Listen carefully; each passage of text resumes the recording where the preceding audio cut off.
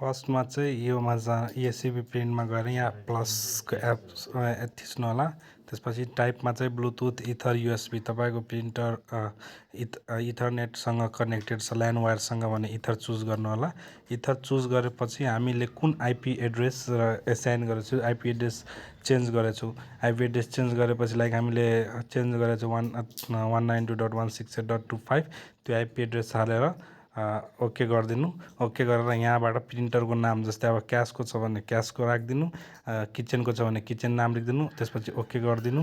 जस्तै मैले यहाँ